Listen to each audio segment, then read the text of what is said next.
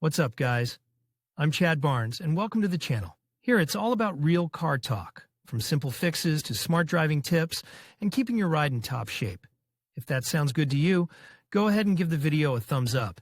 Hit that subscribe button and make sure you watch all the way through.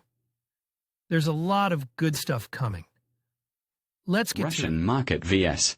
Southeast Asian market. Japanese brand Isuzu, known primarily for its medium-duty trucks, came to Russia 15 years ago.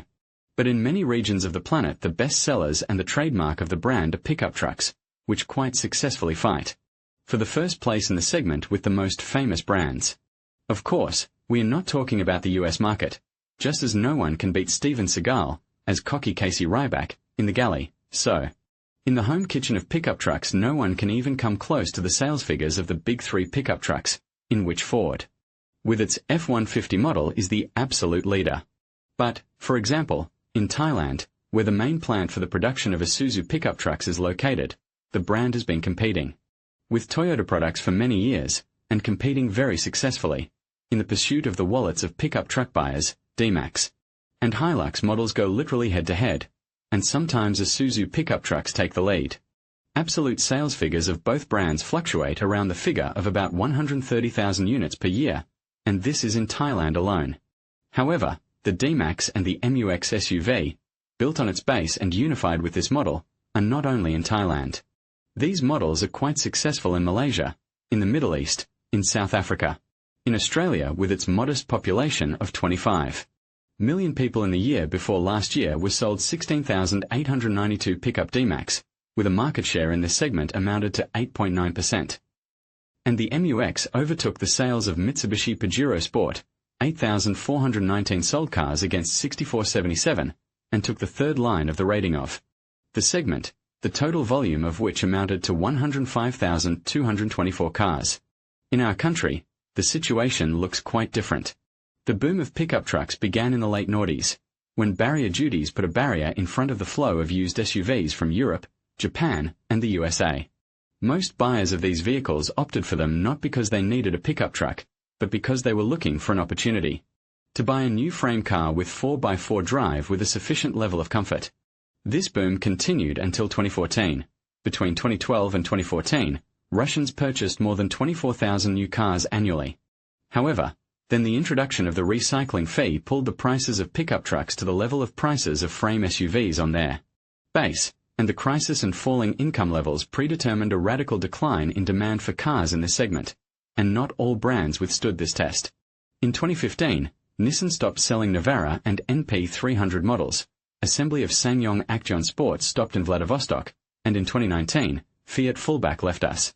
Nissan Navara pickup trucks were sold only 8,812 units in our country in 2020.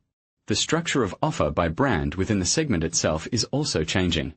If last year we saw a distinct group of premium models oriented at a very wealthy buyer, VW Amarok and Mercedes X-Class, this year, it seems that both of these models will leave the Russian market.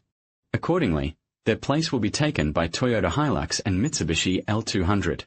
And on the lower steps of the price scale, where the models oriented to professional operation and corporate clients are located, will remain UAZ pickup and two models from the Celestial Empire, Jack T6 and returned Hervel Wingle. However, earlier these cars were sold under the Great Wall brand. And what about Isuzu? D-Max pickups came to Russia relatively recently, at the end of 2016. At the beginning of 2017, I made a large and detailed test of this car where I tried with all due diligence to tell about its advantages and disadvantages. So, then, in 2017, I predicted that we should not expect a particularly rosy future for the model, the combination of a fairly high price, frankly cargo behavior and poorly developed dealer network with the lack of a well-established reputation in the market of civilian SUVs. I remind you, we are talking about Russia, where Isuzu SUVs have never been officially delivered, do not allow the brand to compete on equal terms with Toyota and Mitsubishi. But Isuzu did not give in to despondency and seriously engaged in the development of dealer network. At that, the bet was made on cooperation with multi-brand showrooms, dealing with Japanese and European brands. In addition, a restyling was carried out, during which 163 horsepower 2.5-litre diesel Ford JK1 replaced 177 horsepower Ford JJ1 with a volume of 3 litres. As a result, sales of D-Max steadily grew from year to year and in 2020 came close to the 500 mark. 498 D-Max pickups were sold last year. Needed to go further. So the decision to certify in the Russian Federation and start sales of the next, third-generation D-Max, which appeared on World Markets 2 years ago, looks quite logical. What is the new car? Officially presented to journalists on February 4th. The essence of the update, the press release says that bold, aggressive design concept reflects the power and sporty character of the model. New LED optics, modified grille, wide sloping hood and aggressive front bumper add brutality to the image, and clear side lines of the body and a sporty line of side glazing in 1/3 of the body height create a sense of constant forward movement. The laconic design of the tailgate panel and bumper with integrated footrest symbolizes the convenience and practicality of the vehicle's cargo platform. All of these statements are quite agreeable. At the same time, integrated bumpers clearly indicate the drift of the model from purely cargo, utilitarian direction in the direction of prestigious and comfortable universal cars, designed primarily for active recreation. The body of the pickup still rests on a solid ladder-type frame, but if you compare it to the previous generation D-Max, you can easily find two major differences. First, the cross-section of the longitudinal spars of the closed type has increased in width by 34%, and in height, by 14%. In the middle part of the frame there is an additional 8th crossmember, which should improve safety in side impact, and high strength. Steels are widely used in the design of the body's power structure. This has increased the mechanical torsional strength of the body while reducing its weight. The vehicle itself became 45 mm lower and 30 mm shorter than the second generation, but the cargo platform has slightly increased. In size, the length has increased by 40 mm, the height of the side, by 10 mm, but the width has remained the same, equal to 1,530 mm. In this case, Isuzu trumps the highest payload in the class, 950 kg for versions with 4-door and 1,050 kg for the version with 1.5 cab. As for passive safety, the D-Max has 5 stars, received not somewhere in China or Latin America, but in Europe on EuroNCAP tests. The driver's safety is rated fully green, while the rear seat-belted passenger is downgraded due to the risk of chest injury. For comparison, the L200 has 4 stars, while the Hilux has 3 to 5 stars depending on equipment. Under the hood of the new model is a 3-litre turbo diesel 4JJ3 with an output of 190 horsepower. It is not only more powerful than its predecessor 4JJ1, but also has a significantly better torque characteristic. A maximum 450 Nm is available between 1,600 and 2,600 RPM, while torque in excess of 400 Nm is available between 1,300 and 3,200 RPM. This engine can be paired with either the Isuzu 6-speed manual gearbox or the proven Aisin 6-speed hydromechanics automatic. Serious applications have been made in terms of improving off-road performance. Firstly, the car has received a standard locking rear differential, and secondly, the depth of the traversable forward has increased to 800 mm. This was achieved by changing the scheme of air intake in the underhood space and output of crankcase ventilation to a sufficient height. I will remind that for such professional off-road conquerors, as UAZ Hunter and Good Old Defender, this indicator was equal to 500 mm. And 240 mm of ground clearance also promise quite decent passability both on a difficult terrain, and on weak soils, and in snow. There are changes in the suspension design. The general architecture remains the same, but a higher location of the upper arm mount of the front suspension should reduce roll in the corners and provide proper stability on the road, and the new 3-leaf rear springs, to allow second-row passengers to travel with proper comfort, and without any damage in terms of payload. The changes, which bring the pickup truck closer to comfortable mid-size SUVs, are even more noticeable in the interior of the vehicle. The steering column has finally received adjustment not only in inclination, but also in departure, the driver's seat, adjustable lumbar support and the possibility of changing the angle of inclination of the cushions. The saturation of comfort options has grown to quite a modern level. For buyers of the new D-Max is provided dual-zone climate control, media system with a touchscreen, diagonal size, 7-inch or 9, support Apple CarPlay, Android Auto, MirrorLink and Miracast, 8 front and rear parking sensors in combination with a rear-view camera, 4 pickups with their huge rear overhang.